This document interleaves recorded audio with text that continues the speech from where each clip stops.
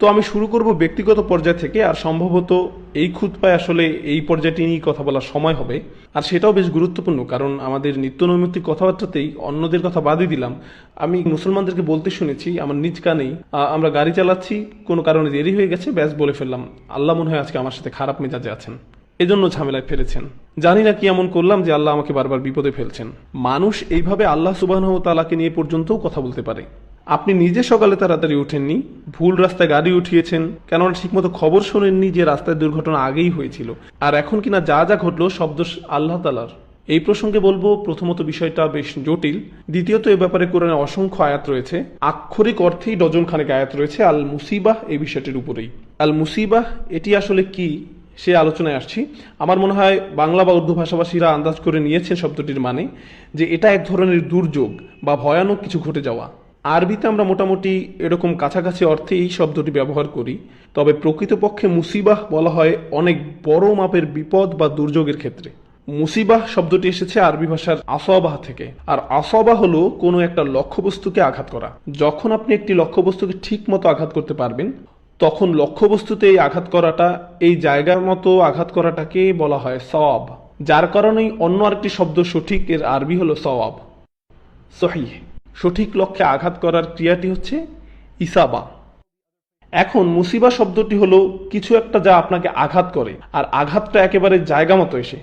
সুতরাং প্রথমত এই শব্দের প্রয়োগ হিসাবে আমরা আল্লাহ তাআলার কাছ থেকে যা শিখি তা হলো আমাদের অবস্থা বা আমাদের সাথে ঘটেছে এমন কিছু বর্ণনা দিতে গিয়ে, কোনো একটা কিছু কারিসা, হাদিসা, ওয়াকিয়া, আমাদের সাথে একটা খারাপ কিছু হয়েছে, একটা অঘটন ঘটেছে, কিন্তু আল্লাহ অন্য শব্দগুলো তো এমন প্রয়োগ না করে বেশিরভাগ সময় আল মুসিবাহ শব্দটি ব্যবহার করে থাকেন। কেননা আল্লাহ এটাই বুঝিয়ে দেন যে যে পর্যন্ত তার নির্ধারিত ভাগ্য সম্পৃক্ত, যে পর্যন্ত তার পরিকল্পনা জড়িত, ঘটে যাওয়া পুরো ব্যাপারটি তখন একটা ছুটে আসা তীরের মতো, যেটা আপনাকে লক্ষ্য করেই ছোড়া হয়েছে, আর যেটা অবধারিতভাবে একদম আপনার গায়ে এসেই বিঁধবে। কখন, কোথায়, কিভাবে, কত গভীরভাবে, কত খারাপভাবে এসে বিঁধবে সবকিছু নির্ধারিত হয়েছে। এটা একদম নিখুঁত নিশানা ছিল। এরপর আবার শব্দটি শেষে রয়েছে তা মারবুতা, যে জন্য আমরা মুসিবাহ উচ্চারণ করি, মুসিব না কিন্তু। আর শব্দের শেষে এই তা মারবুতা যোগ করে শব্দে আল হাদাস ধারণাটিকে সংশ্লিষ্ট করা হয়, যার মানে হলো প্রত্যেকটি ছোট ছোট ঘটনা বা প্রত্যেকটি ক্ষুদ্রাতি ক্ষুদ্র জিনিস। দেখুন আমি আপনি কিভাবে চিন্তা করি। উদাহরণস্বরূপ প্রথম যে জিনিসটা ঘটলো তা হলো অফিস যাওয়ার পথে গাড়ি নষ্ট হয়ে গেল, যার ফলে মিটিংয়ে দেরি হলো, তারপর এই দেরিতে পৌঁছানোর জের ধরে আমার চাকরিটা চলে গেল, আর তার ফল হলো আমার বিবাহ বিচ্ছেদ, এর থেকে এই ফল, এর থেকে এই ফল, এই থেকে এর ফল। এক ভাইয়ের সাথে একবার দেখা হলো, খুব বেশি দিন আগের কথা নয়, তার পাসপোর্ট সংক্রান্ত কিছু ঝামেলা চলছিল। সেই ঝামেলার ফলে সে তার পাসপোর্টটি হারিয়ে ফেলে, তার ফলস্বরূপ সে চাকরি হারায়, আর সেই সূত্র ধরে তার বউয়ের সাথে তার বাদানুবাদ ঘটে। তখন সে সবকিছুর জন্য দোষ দেয় পাসপোর্ট কোম্পানিকে, অথবা যে ভিসার কাজ করছে সেই কোম্পানিকে। তাদের কারণে আমি চাকরি হারিয়েছি, আমার সবকিছু হারিয়েছি, এভাবে তারা সবকিছুকে এক সুতায় গেঁথে ফেলে। কর্ম এবং ফলাফল, কর্ম এবং ফলাফল, কর্ম এবং ফলাফল, সবকিছুরই অবতারণা কিনা ওই একটি জিনিস থেকে। আর আমরাও কিন্তু এগুলো থেকে মুক্ত নই। কিন্তু আল্লাহ তাআলা বলছেন এই সমস্ত বিপদের মধ্যে যে এক একটি বিপদ, এগুলো প্রত্যেকটি বিপদ পৃথক এবং একক, তাদের কোনোটি একে অপরের ফলস্বরূপ নয়, বরং তারা প্রত্যেকেই হলো আল্লাহ কর্তৃক নির্ধারিত প্রকল্পের ফল। আল্লাহ তাআলার ইচ্ছাতে এই ঘটনা প্রবাহের প্রতিটি ঘটনা এক এক করে ঘটছে। আবার এরকম অনেক মানুষই আছেন যাদের অবস্থা অনেকটা আপনার মতোই, কিন্তু তাদের সাথে এমনটি হয় না, তাদের ঘটনা প্রবাহ একরকম হয় না। আল্লাহ তাদের জন্য ভিন্ন কিছু নির্ধারণ করেছেন। তো তাহলে এটাই হলো আল মুসিবাহ শব্দটির প্রথম পাঠ, যে বিপদটি সুনির্দিষ্টভাবে আপনার জন্যই ধার্য। দুটো আয়াত, ডজন খানেকের মধ্যে অন্তত পক্ষে দুটো আয়াত রয়েছে যা কিনা কোনো অবস্থাতেই আমাদের ভুলে যাওয়া উচিত নয়। মুসিবাহ শব্দটি প্রসঙ্গে আল্লাহ তাআলা সর্বপ্রথম বলেছেন সূরা বাকারাতে, যে আয়াতগুলো আমি আগেই তেলাওয়াত করেছি, অভিনন্দন জানাও ধৈর্যশীলদের। কি অদ্ভুত ভাষাই না আল্লাহ তাআলা ব্যবহার করে থাকেন। যখন আপনার কিংবা আমার কোনো একটা কঠিন সময় এসে পড়ে, তখন আমাদের ধৈর্য ধারণ করা কর্তব্য। সুখের সময় তো ধৈর্য ধারণের প্রশ্ন আসে না, কিন্তু আপনার ধৈর্য ধারণের দরকার যখন কিনা আপনি বিপর্যস্ত, যখন কিছু একটা সমস্যা হয়, যখন খারাপ কিছু ঘটে। আপনার গ্রাজুয়েশন করার কথা ছিল, আল্লাহ বিলম্বিত করলেন, আপনি একটা ক্লাসে পাশ করতে পারলেন না, এখন আপনাকে কিছুটা ধৈর্য ধরতে হবে। আপনি অসুস্থ হয়ে পড়লেন, আপনাকে ধৈর্য ধরতে হবে। কোনো একটা খারাপ কিছু ঘটলে আপনাকে ধৈর্য ধরতে হবে। এখন আপনারাই বলেন, আপনি যখন নিজেরা কথা বলি, কেউ একজন হয়তো এমন একটা কঠিন অবস্থার সম্মুখীন হলো যখন ধৈর্য ধরা ছাড়া পথ নাই, মনে করুন একই অবস্থায় আপনি আমি, সেই মুহূর্তে আপনার আমার জন্য একমাত্র পরামর্শ হলো ধৈর্য ধারণ করা। এখন এই অবস্থায় কি কেউ এই ব্যক্তিকে বলবে যে আপনাকে অভিনন্দন? দেখুন এর কি কোনো মানে হয়? কিছুই তো বোঝা যাচ্ছে না। ভাই আমার মনে হচ্ছে আপনি দুঃসময়ে আছেন, আমি দোয়া করি আল্লাহ আপনাকে আরো ধৈর্য দান করুন। আপনি এই অবস্থায় কারোর সাথে হেসে কথা বলবেন না বা তাকে অভিনন্দনও জানাবেন না। সাধারণত আপনি কখন কাউকে অভিনন্দন জানান? যখন কিনা তার একটা খুশির কিছু ঘটে, যখন কিনা তার সবকিছু পরিকল্পনা অনুযায়ী সংঘটিত হয়। কেউ তার পছন্দের চাকরিটা পেয়ে যায়, কারো পদোন্নতি হয়, অথবা কেউ বিয়ে করার কথা ভাবছে, পছন্দ মতো সবকিছু ঠিকঠাক হয়ে যায়। এমন আনন্দের মুহূর্তগুলোতেই আমরা অভিনন্দন জানাই। অথচ আল্লাহ পাক কি বলছেন? তিনি বলছেন যারা ধৈর্য ধরে আছে তাদের অভিনন্দন জানাও। সুবহানাল্লাহ। কেন? কারণ একজন মুমিনের দৃষ্টিভঙ্গিই হবে আলাদা। হয়তো যেই বিপদের মাঝে দিয়ে আপনি যাচ্ছেন, পুরো ঘটনাটার উদ্দেশ্যই একটা, যাতে আপনি ধৈর্য ধারণ করতে পারেন। আর যদি আপনি ধৈর্য ধারণ করতে পারেন, তখনই আপনি অভিনন্দন পাওয়ার যোগ্য। আমরা ভাবি আমাদের লক্ষ্য এই দুনিয়ার একটি বিশেষ জিনিস পাওয়া, হয়তো আমার লক্ষ্য ওই চাকরির পাওয়া অথবা কিছু বিক্রি করা, কিন্তু হয়তো আল্লাহ পাকের কাছে সত্যিকারের লক্ষ্য হলো যে আমরা ধৈর্য ধরতে শিখব। এটা আর সব লক্ষ্যের চেয়ে বড়। সুবহানাল্লাহ। আর যদি আপনি ওই লক্ষ্যে পৌঁছে যান, তাহলেই আপনি অভিনন্দন পাওয়ার যোগ্য। আমাদের মনে নানা বিষয় রয়েছে যা আমরা মনে করি বাস্তবায়ন করতে হবে, অথচ আল্লাহ পাক বলেন এর চেয়েও অনেক মূল্যবান জিনিস রয়েছে। যদি তোমরা সেই লক্ষ্য অর্জন করতে পারো, যার মূল্য ঠিক তোমরা বুঝতে পারোনি, আমি তোমাদের জানাচ্ছি সেটা কতটা মূল্যবান, সেটা অভিনন্দন পাওয়ার যোগ্য। এর মূল্য হলো এটা অভিনন্দন পাওয়ার যোগ্য। এই অভিনন্দন জানানোর পরপরই আল্লাহ পাক বলেন, আল্লাযীনা ইযা আসাবাতহুম মুসিবাতুন ক্বালু ইন্না লিল্লাহি ওয়া ইন্না ইলাইহি রাজিউন। কোন ধৈর্যশীল ব্যক্তিদের জন্য এই অভিনন্দন? যখন একটি নির্দিষ্ট বিপর্যয় তাদের আঘাত করে, যে কথাটি প্রথমেই তাদের মুখে চলে আসে, ক্বালু, তারা বলে। এমনকি ফাকালুও নয়, সুম্মা ক্বালুও নয়। আল্লাহ পাক বলছেন না যে তখন তারা বলে, যদি এটা ঘটে বা যখন ঘটে তখন তারা বলে। বাক্যটিতে কোনো যখন বা তখন নেই। এখানে বলা হয়নি ফাকালু। কেন নেই? কারণ এটা হতে হবে তাৎক্ষণিক জবাব। আমরা ফিজিক্স অথবা মেডিসিন বা বায়োলজিতে পড়ে থাকতে পারি ক্রিয়া প্রতিক্রিয়ার ব্যাপার। যখন একজন ডাক্তার আমাদের শরীরে প্রতিক্রিয়া লক্ষ্য করেন, তখন সে হাঁটুতে হালকা করে আঘাত করেন এবং পা তাৎক্ষণিকভাবে একটু উপরে উঠে যায়। তারা এই রিফ্লেক্সগুলো পরীক্ষা করে। এই আয়াতটি আমাদের এটাই শিখাতে চাচ্ছে যে যখন যাবতীয় বিপদ আপদ আপনার উপরে আসবে, আমাদের একটি তাৎক্ষণিক প্রতিক্রিয়া হওয়া উচিত। প্রতিক্রিয়া কখনই দেরিতে হয় না, সঙ্গে সঙ্গে হয়ে যায়। এটা এমনিতেই চলে আসে। আর কি চলে আসে? ইন্না লিল্লাহ। কোনো সন্দেহ নেই আমরা আল্লাহর জন্যই, ওয়া ইন্না ইলাইহি রাজিউন, এবং কোনোই সন্দেহ নেই আমরা একমাত্র তার কাছেই ফিরে যাব। অর্থাৎ আমাদেরকে আমাদের মালিকের কাছেই ফিরিয়ে দেওয়া হবে। বিপদের সময় এই আয়াতটি কেন গুরুত্বপূর্ণ? আমাদেরকে এর হিকমা সম্পর্কে ভাবতে হবে যে যখনই কোনো বিপদ আপদ আসে, কেন আমরা ইন্না লিল্লাহি ওয়া ইন্না ইলাইহি রাজিউন পড়ি। যখনই আপনি ফোনে কোনো খারাপ খবর শুনলেন, তখনই কেন আপনি ইন্না লিল্লাহি ওয়া ইন্না ইলাইহি রাজিউন পড়েন? এখন প্রথমে বুঝতে চেষ্টা করুন যে আপনি যদি এটা বলেন, তাহলে কুরআন আপনার জন্য একটি পুরস্কার বরাদ্দ করেছে। প্রথমে আমি আপনাদের সাথে সেই পুরস্কারটি শেয়ার করতে চাই। ঠিক আগের আয়াতটিতে আল্লাহ আদেশ করেছিলেন মুমিনদেরকে অভিনন্দন জানাতে। এখানে আদেশটি হলো আমর ফিল মুফরাদ। এখানে বহুবচন অবাশশির সাবিরিন বলা হয়নি, বরং বলা হয়েছে অবাশশির সাবিরিন, যা এক বচন। অভিনন্দন জানান তাকে যার ধৈর্য রয়েছে। এখানে অভিনন্দন জানানোর আদেশটি এক বচনে ব্যবহৃত হয়েছে। আর যখন আল্লাহ পাক শুধুমাত্র একজনকে আদেশ করছেন, তখন এটি আমাদের নবী সাল্লাল্লাহু আলাইহি সাল্লামের উপর সরাসরি আদেশ। অর্থাৎ রাসূল সাল্লাল্লাহু আলাইহি সাল্লাম তার নিজ মুখ থেকেই ধৈর্যশীলদের অভিনন্দন জানাবেন। আর এর পরের আয়াতটিতে তিনি বলছেন, যারা ইন্না লিল্লাহি ওয়া ইন্না ইলাইহি রাজিউন বলছে বিপদের সময়, আল্লাহ পাক আমাদেরকে তাদের অন্তর্ভুক্ত করুন। যখন আমরা কিয়ামতের দিন দাঁড়িয়ে থাকবো, আমরা যেন তাদের অন্তর্ভুক্ত হই যাদের রাসূল সাল্লাল্লাহু আলাইহি সাল্লাম নিজে অভিনন্দন জানাবেন। এই আয়াতটিতে এটাই বলছে যে রাসূল সাল্লাল্লাহু আলাইহি সাল্লাম নিজে তাদেরকে অভিনন্দন জানাবেন যারা এই কাজটি করে। আর আমরা অবশ্যই তার কাছ থেকে অভিনন্দন পেতে চাই। যখন আমাদের পরিবারের কেউ আমাদের অভিনন্দন জানায়, তখন এক ধরনের অনুভূতি হয়। যখন স্কুলের প্রিন্সিপাল অভিনন্দন জানায়, তখন এক ধরনের অনুভূতি হয়। আবার যখন ভার্সিটির ডিন আমাদের অভ্যর্থনা জানায়, তখন এক রকমের অনুভূতি হয়। আর যখন রাসূল সাল্লাল্লাহু আলাইহি সাল্লাম ওই ধৈর্যশীলদের অভ্যর্থনা জানাবেন, আল্লাহ পাক তাকে আদেশ করেছেন তাদের অভিনন্দন জানাবার জন্য। আমরা অবশ্যই সেই ধৈর্যশীলদের একজন হতে চাই। এটাই সেই পুরস্কার। এখন আমরা ইন্না লিল্লাহি ওয়া ইন্না ইলাইহি রাজিউনে ফিরে যাই। কিছু উদাহরণ দেওয়া যাক। আমি জানি আপনাদের কারো কারো সমস্যা হয়তো এর চেয়ে অনেক বড় যে উদাহরণটি আমি দিচ্ছি আমার কল্পনা থেকে। আপনারা আমার ব্যাপারেই ভাবুন উদাহরণগুলো। ধরুন আমি একটি প্রাইভেট কার ড্রাইভ করছি, একদম নতুন কেনা, কিন্তু কিছুক্ষণ পরেই গাড়িটিতে কোনো একটি সমস্যা দেখা গেল। বাধ্য হয়ে গাড়িটি সাইড করে রাস্তার পাশে রাখতে হলো। প্রচন্ড রাগ হলো আমার। অনেকগুলো টাকা দিয়ে গাড়িটা কিনলাম, কিভাবে হতে পারে এমন কিছু? জরুরি একটা কাজ মিস হয়ে যাচ্ছে, এই গরমে জ্যামের মধ্যে আটকে আছি, ওইদিকে এসিটাও ঠিক মতো কাজ করছে না। এই সব কিছুই নিজের মনে ভাবছি। কিন্তু একজন সত্যিকারের মুমিন হিসাবে যেটা ভাবা উচিত তা হলো ইন্না লিল্লাহি ওয়া ইন্না ইলাইহি রাজিউন। কেন? কারণ আমি ভাবছি গাড়িটার উপর আমি বিরক্ত, কারণ আমি এটার মালিক, গাড়িটা আমারই। কিন্তু আমি নিজেকে মনে করিয়ে দিচ্ছি যে আমি কিছুরই মালিক নই, বরং আমি নিজেও অন্য কারো সম্পত্তি। আমি একমাত্র আল্লাহর, তিনি তো আমার মালিক। কোনো সন্দেহ নেই আমি তারই জন্য। কিভাবে তাহলে আমি অভিযোগ করব কিছুর ব্যাপারে? আমি তো কিছুরই মালিক নই। মানুষ তখনই রেগে যায় যখন সে প্রাপ্য কিছু আশা করে, যখন আমার কিছু পাওয়ার কথা ছিল, যখন আমার ফোন ঠিক মতো কাজ করছে না, গাড়িটা ঠিকভাবে কাজ করছে না, লাইটটা অন হচ্ছে না, যখন প্রাপ্য কিছু আমরা না পাই, তখনই আমরা রেগে যাই। অথচ এই আয়াতটিতে আমরা বলি ইন্না লিল্লাহ। আমরা মেনে নেই যে আসলে আমাদের প্রাপ্য বলতে কিছু নেই। আমি তো আল্লাহর জন্য, তিনি আমার মালিক, সবকিছু তার প্রাপ্য, আমার নয়। এটা সব কিছুকে শান্ত করে দেয়। তখন এই দুনিয়ায় আমরা যা পাই সবকিছু উপহার স্বরূপ, এমন কিছু নয় যে আমরা অর্জন করি, বরং উপহার মাত্র। আর যখন কিছু পাই না, তখন বুঝতে পারি যে এটা তো আমার প্রাপ্যই নয়।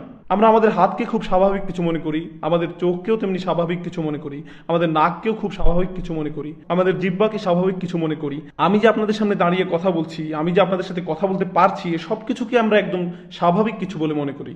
কিন্তু এই জিহ্বার মালিক আমি নই, আমি তো কাউকে এর জন্য টাকা দেইনি, একমাত্র আল্লাহ পাকই এটির মালিক। তাই যদি কখনো তোতলামি চলে আসে, ইন্না লিল্লাহ। আর এই সমস্যাটার দ্বিতীয় অংশ, আল্লাহ পাক কিভাবে আমাদের ধর্মের সকল সমস্যার সমাধান দেন, কি জ্ঞান গর্ভ দিক নির্দেশনা না আল্লাহ আমাদের দিয়েছেন যখন আমরা বিপদে পড়ি। দ্বিতীয় অংশ হলো ইন্না ইলাইহি রাজিউন, কোনো সন্দেহ নেই তার কাছে আমরা ফিরে যাব। কেন এটা গুরুত্বপূর্ণ? কারণ আমি আপনি এই মুহূর্তে যে বিপদেই থাকি না কেন, সেটা চিরস্থায়ী নয়, চিরস্থায়ী নয়। সেটা হোক সেটা টাকা পয়সার সমস্যা, স্বাস্থ্যগত সমস্যা, পরিবার নিয়ে সমস্যা, ইমোশনাল সমস্যা, শারীরিক সমস্যা, যেটাই হোক, কোনোটাই চিরস্থায়ী নয়। কারণ আমি আপনি আমরা নিজেরাই চিরস্থায়ী নই। যখন আমরাই স্থায়ী নই, তাহলে আমাদের সমস্যাগুলো কিভাবে স্থায়ী হবে? আমরা নিজেরাই আল্লাহ পাকের কাছে ফিরে যাব।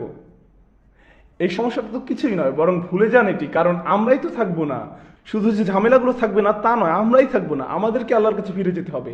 সবকিছু সঠিক দৃষ্টিকোণ থেকে বিচার করুন, আর তখনই আপনি বুঝতে পারবেন যে আসলে আপনার কি নিয়ে চিন্তা করা উচিত। সার্বিক দিক থেকে সবকিছু বিচার না করলে যে কোনো ভুল ব্যাপারে আপনি মনোনিবেশ করতে পারেন। আমার শিক্ষক সবসময় একটা উদাহরণ দিতেন যে যদি কোনো বিল্ডিং এর ভিতরে থাকো, যদি সেখানে আগুন লাগে, আপনি সেই দালানের ভিতরে আপনি কারোর সাথে ঝগড়া করছেন যে কোন দেয়ালে কোন রং করা যায়। আমার মনে হয় ধূসরের সাথে নীল রংটা ভালো লাগছে। জনাব, বিল্ডিং এ আগুন লেগেছে, আমাদের এখন সবার আগে পানি দরকার, আগুন নিভাতে হবে, এখান থেকে বের হতে হবে। এখানে আগের কাজ আগে করতে হবে। যখন আমরা পুরো প্রেক্ষাপট বুঝবো যে আরো বড় সমস্যা আছে, আর সেই সমস্যাটি হলো যে আমরা এখনো মেনে নেইনি আমরা আল্লাহ পাকের জন্য। হয়তো কখনো কখনো আমি আপনি সমস্যার মধ্যে যাই এই জন্যই যাতে আল্লাহ পাক আমাদের মনে করে দিতে পারেন যে আমরা সবাই আল্লাহর জন্য। হয়তো আমি আপনি কোনো বিপদের মধ্যে দিয়ে যাচ্ছি এই জন্যই যে আল্লাহ আমাদেরকে সেই পুরস্কারটি দিতে চান যে আমরা শুধু জিহ্বা দিয়ে বলবো না, আমরা মন থেকে বলবো ইন্না ইলাইহি রাজিউন। শুধু এটাই অনেক বড় এক পুরস্কার। এটা যদি আমরা মনে গেঁথে নিতে পারি, তবে ধৈর্য ধরা তখন অনেক সহজ হয়ে যাবে। আর যদি আমি আপনি ধৈর্য ধরতে পারি, আল্লাহ পাক আমাদের ধৈর্যশীলদের অন্তর্ভুক্ত করুন, তবেই আমরা রাসূল সাল্লাল্লাহু আলাইহি সাল্লামের অভ্যর্থনা পাব। শেষ বাকি কয়েক মিনিটে আমি বলতে চাই, এটা ছিল দুটো আয়াতের একটি যে ব্যাপারে আমি কথা বলতে চেয়েছিলাম। বিপদের প্রতি আমাদের প্রতিক্রিয়া হলো ইন্না লিল্লাহি ওয়া ইন্না ইলাইহি রাজিউন। কিন্তু এখন শেষ কিছু মিনিটে আমি অন্য একটা বিষয় নিয়ে কথা বলতে চাই। জীবনে যত বিপদ আসে, সমস্যা বা চ্যালেঞ্জের মুখোমুখি হতে হয় তা নিয়ে। আর সেটা হলো, কোরআনে দু ধরনের আয়াত আছে। এক ধরনের আয়াতে আল্লাহ পাক বলেন, যা কিছু তোমাদের ক্ষেত্রে ঘটে, মা আসাবা মিন মুসিবাতিন ফিল আরদি ওয়ালা ফি আনফুসিকুম ইল্লা ফি কিতাবিন মিন ক্বাবলু আন নাবরাআহা। জীবনে যত রকম বিপদ হয়, যেখানেই হোক, যার উপরই হোক, এমন কোনো বিপদ নেই আকাশে মাটিতে, যেখানেই হোক, যেখানেই ঘটুক, যেটা আগে থেকে কিতাবে লেখা নেই। এটা পূর্ব নির্ধারিত, অর্থাৎ যে আল্লাহ পাকের কদর যেটা হবেই। ধরুন একজন খুব অল্প বয়সে মারা গেল, আপনি এটা বলতে পারেন না যে আহা বেচারা পুরো জীবনটা সামনে পড়েছিল। না, তার ছিল না, এরকম কিছুর অস্তিত্ব নেই। তার জীবনটা ওইটুকুই নির্ধারিত, এই দুনিয়াতে তার সময় ওইটুকুই ছিল। আমার এই দুনিয়াতে থাকার সময় নির্ধারিত, আপনার সময় নির্ধারিত। আপনি বিভিন্ন কবরস্থানে গেলে দেখবেন কারো জন্ম 1901 সালে, মারা গেল 2013 সালে। আবার এটাও দেখবেন যে কেউ জন্ম নিল 2013 সালে, আবার মারা গেল 2013 সালে। এমন কবর আপনি পাবেন। আর এটা আল্লাহ পাক আগে নির্ধারণ করে রেখেছেন যে কতটুকু সময় আমরা প্রত্যেকে এই দুনিয়াতে থাকবো, এটা নির্ধারিত। আপনি বলতে পারেন না যে আজ যদি সে বেঁচে থাকতো, না না না না না, কারণ এটা ঠিক করা ছিল আগে থেকেই। আরেকটি ব্যাপার আল্লাহ পাক বলেন, মা আসাবা বি মুসিবাতিন ইল্লা বিইذনিল্লাহ। আল্লাহ পাকের অনুমতি ব্যতীত কোনো বিপদ আপদ তোমাদের উপর পড়ে না, আল্লাহর অনুমতি ব্যতীত, আল্লাহর অনুমতি ব্যতীত। আর সত্যিকার ইমানদারদের দিকে তাকান, তারা কি দারুণ কথাই না বলে, কুল লা ইউসিবানা ইল্লা মা কাতাবাল্লাহু লানা হুয়া মাওলানা। এটা অবিশ্বাস্য। বিশ্বাসীদের বলতে হলো আমাদের উপর কোনো বিপদ আপত্তি হয় না তা ব্যতীত যা আল্লাহ আমাদের জন্য লিখে রেখেছেন। তারা বলতে পারতো যে আল্লাহ পাক যে আমাদের বিপদে লিখে রেখেছেন, কারণ আমরা যখন বিপদ আপদের কথা ভাবি তখন আমরা ভাবি এগুলো আমাদের বিরুদ্ধে আসছে। কিন্তু আয়াতটি বলছে মা কাতাবাল্লাহু লানা, আমাদের জন্য যা লিখে রেখেছে, হুয়া মাওলানা, আল্লাহ আমাদের অভিভাবক। আল্লাহ বিশ্বাসীদেরকে শেখাচ্ছেন যে যখন বিপদ আপদ আসে এগুলো আমাদের বিরুদ্ধে লেখা নয়, বরং আমাদের জন্যই লেখা। আয়াতে বলা হয়েছে আমাদের জন্য, আর এভাবেই একজন বিশ্বাসীকে ভাবতে হবে বিপদ আপদ নিয়ে যে এটা তার জন্যই। পবিত্র কোরআনে আরো কিছু আয়াত আছে, একটি দুইটি নয়, কয়েকটি, যেখানে বলা হয়েছে তোমাদের উপর যাই ঘটে ফাআসাবাহুম সাইয়্যাতু মা আমিলু, সুতরাং তোমাদের মন্দ কাজের শাস্তি তোমাদের মাথায় আপতিত হয়েছে। ফামা আসাবা মিন মুসিবাতিন ফাবিমা কাসাবাত আইদিকুম ওয়া ইয়াফু আন কাসীর, তোমাদের উপর যেসব বিপদ আপদ আপতিত হয় তা তোমাদেরই কর্মের ফল। আল্লাহ পাক বলছেন এটা তোমার দোষ। কিছু আয়াতে আল্লাহ পাক এটাই বলেছেন যে এটা আল্লাহর সিদ্ধান্তের কারণে নয়, বরং তোমাদের নিজেদের কারণেই হয়েছে, এটা তোমার দোষ। এখন দুটি ব্যাপারে আমরা কিভাবে সিদ্ধান্ত আসবো যে কেন এটা হলো? প্রথম যে উপদেশটি আমি দিব যে আল্লাহ পাক কখনই বলেননি কুল, তিনি বলেননি কুল এটা তোমাদেরই দোষ, শুধুমাত্র সূরা আল ইমরানের একটি আয়াত ছাড়া, কুল হুয়া মিন ইনদি আনফুসিকুম। অন্য কথায় আমরা এটা কখনোই কাউকে বলতে পারবো না যে এইরকম কিছু তোমার সাথে হচ্ছে কারণ এটা তোমার দোষ। কেউ ক্যান্সার আক্রান্ত হয়েছে, আপনি বলতে পারবেন না তোমার কারণে হয়েছে, তুমি 5 ওয়াক্ত নামাজ পড়োনি এই জন্য ক্যান্সার হয়েছে, এটা আপনি বলতে পারবেন না। আবার অন্যদিকে ওহুদের যুদ্ধে রাসূল সাল্লাল্লাহু আলাইহি ওয়াসাল্লামকে বলা হয়েছিল তাদের বলো যে এটা তোমাদেরই ভুলের কারণে। যখন বিশ্বাস জিজ্ঞেস করলো কেন এমন হলো, কিভাবে হলো, তাদের বলো তোমাদেরই কারণে। কারণ শুধুমাত্র ওহুদের যুদ্ধের ক্ষেত্রে কি হয়েছিল, বিশ্বাসীরা জয়ের মুখ দেখছিল, তারা জিতে গিয়েছিল, তারা সুবিধাজনক অবস্থানে ছিল আর শত্রুরা পালিয়ে যাচ্ছিল, তখনই কিছু তীরন্দাজ তাদের নির্ধারিত স্থান ফেলে চলে গিয়েছিল, আর এই কারণে যুদ্ধের মোড় ঘুরে গিয়েছিল। এখন আপনারা তো আল্লাহ পাকে দোষ দিতে পারেন না, কারণ আপনারা একটি গুরুত্বপূর্ণ কাজ পালন করেননি, আপনাদের কারণেই এই ক্ষতিটা হয়েছে। এই আয়াত থেকে আমরা এটাই শিখছি যে সবকিছুতে আল্লাহ পাকের দোষ দিলে চলবে না। আপনি স্পিড লিমিট অতিক্রম করে গাড়ি চালিয়েছেন, এরপর দুর্ঘটনায় হলো, তখন আপনি বলবেন না এটা আগে থেকে নির্ধারিত ছিল, আল্লাহ পাকের ইচ্ছায় এটা হয়েছে। না না না না না, আপনি স্পিড লিমিট অতিক্রম করেছেন, আপনি উম্মাদের মতো গাড়ি চালিয়েছিলেন, তাই এটা আপনারই দোষ, আপনারই দোষ। আপনার হয়তো গাড়িতে তেল ভরার কথা ছিল, কিন্তু আপনি বললেন ঘি বা অন্য কিছু, আর আপনার গাড়ি চলছে না, তখন আপনি বললেন ইন্না লিল্লাহি ওয়া ইন্না ইলাইহি রাজিউন, আমি কি করতে পারি? না না, এটা আপনার কর্মেরই ফল, তাই আপনাকেই দায়িত্ব নিতে হবে, আপনাকেই দায়িত্ব নিতে হবে। সবকিছুতে আল্লাহ পাকের দোষ দিলে চলবে না। আপনি নিজে চাকরির জন্য আবেদন করছেন না, সারাদিন বাসায় বসে আছেন, কেন আপনি চাকরি পাচ্ছেন না? আল্লাহ পাক কেন ফেরেশতাকে আপনার কাছে অফার লেটার সহ পাঠাচ্ছেন না? আর আপনি বলছেন আল্লাহ পাক যখন চাইবে তখনই হবে, ততক্ষণ পর্যন্ত ইন্না লিল্লাহি ওয়া ইন্না ইলাইহি রাজিউন। না, কোরআনে এভাবেই ভারসাম্য রক্ষা করা হয়েছে। যখন এমন কোনো ঘটনা ঘটে যেটি আপনার নিয়ন্ত্রণের বাইরে, সেটি আল্লাহ পাকের পক্ষ থেকে। বন্যার আক্রমণ আপনার নিয়ন্ত্রণের বাইরে, গাড়ি দুর্ঘটনা আপনার নিয়ন্ত্রণের বাইরে, আপনার কোনো গুরুত্বপূর্ণ অসুস্থতা ধরা পড়লো, এটা আপনার নিয়ন্ত্রণের বাইরে। কিন্তু অসুস্থতা হওয়ার কারণ যদি হয় আপনি দিনে 4 প্যাকেট সিগারেট খান, আপনার ডাক্তার বললো যে আপনি ডায়াবেটিকের পেশেন্ট, আর আপনি আবার আপনার চিনিতে কিছুটা চা ঢেলে খান, আপনি এরকম কিছু যদি করেন তাহলে আল্লাহ পাকের দোষ করতে পারবেন না। এটা মিন ইনদি আনফুসিকুম, আপনারই দোষ। কোরআন এই সমস্যার সমাধান চমৎকার ভারসাম্যপূর্ণভাবে করেছে। এটা বিশ্বাসীদের বুঝতে হবে কি করে দায়িত্ব নিতে হয় নিজের কর্মফলের। তবে যেটাই হোক, বিপদ যে কারণে আসুক, যদি সেটা মৃত্যু না হয়, এটা আল্লাহ পাকের কাছ থেকে একটি পুরস্কার, এটা আল্লাহর পক্ষ থেকে পুরস্কার, যেন আমরা শিক্ষা নিয়ে সামনে এগিয়ে যেতে পারি আর ভবিষ্যতে ভালো কিছু করতে পারি। কিছু মানুষ আছে যাদের চাকরি হারায়, তাদের মাঝে 2 ধরনের মানুষ আছে, কেউ নিজেকে দোষ দেয়, কেউ আবার আল্লাহ পাককে দোষ দেয়। কখনো কখনো এটা অর্থনৈতিক দুরবস্থার কারণ হতে পারে, কিন্তু আপনি যদি প্রতিদিন দেরি করে অফিসে আসেন, আপনার কাজ শেষ করেন না, ঠিকমতো যোগাযোগ রাখেন না, প্রতিদিন 30টা মেইল আসছে আপনি সেগুলো জবাব দিচ্ছেন না, তারপর আপনি বরখাস্ত হলেন, তখন আল্লাহ পাককে দোষ দিতে পারেন না। আপনার চাকরি যাওয়ার কথাই ছিল, আর যখন আপনি বরখাস্ত হলেন এটা আল্লাহর পক্ষ থেকে পুরস্কার, কারণ পরের বার আপনি যখন চাকরি করবেন আপনি আগের বারের মতো এই ভুলগুলো করবেন না, আপনি শিক্ষা নিয়ে নেবেন। মাঝে মাঝে আমাদের বিপদগুলো আমাদের আগের চেয়ে ভালো মানুষের পরিবর্তন করে, ভালো বিশ্বাসীদের তৈরি করে, মানসিকভাবে আমাদের শক্ত করে, আরো দায়িত্ববান করে তোলে। এখন পুরোটার একটা সারমর্ম ওই শেষ কিছু মিনিট দেওয়ার চেষ্টা করব। প্রথমত, যখনই কোনো বিপদ আপদ আসবে আপনার জবানকে শিক্ষা দিন যেন সেটা বলে ইন্না লিল্লাহি ওয়া ইন্না ইলাইহি রাজিউন। দ্বিতীয়ত, অন্য কাউকে এটা বলবেন না যে তার এই বিপদ পড়েছে আল্লাহ পাকের কারণেই। কাউকে এমন কিছু বলবেন না। আপনি যদি কাউকে এগুলো বলতে চান, কারো কথা ভাবার আগে নিজের কথা ভাবুন। অদৃশ্য থেকে যা হলো, আল্লাহ পাকের কাছ থেকে যা হলো, সে ব্যাপারে আপনি এই সিদ্ধান্তে উপনীত হতে পারেন না যে আল্লাহ এটা কেন করেছেন। আল্লাহ পাক আপনার কাছে ব্যাখ্যা উপস্থাপন করেননি যে কেন তিনি এটা করেছেন, আপনাকে সে অনুমতি দেওয়া হয় নাই। আর আপনার আমাদের নিজেদের জন্য আমাদেরকে এই পার্থক্যটা করতে হবে যে যখন আমাদের নিয়ন্ত্রণ বাইরে কিছু ঘটে তখন আমরা বলবো ইন্না লিল্লাহি ওয়া ইন্না ইলাইহি রাজিউন।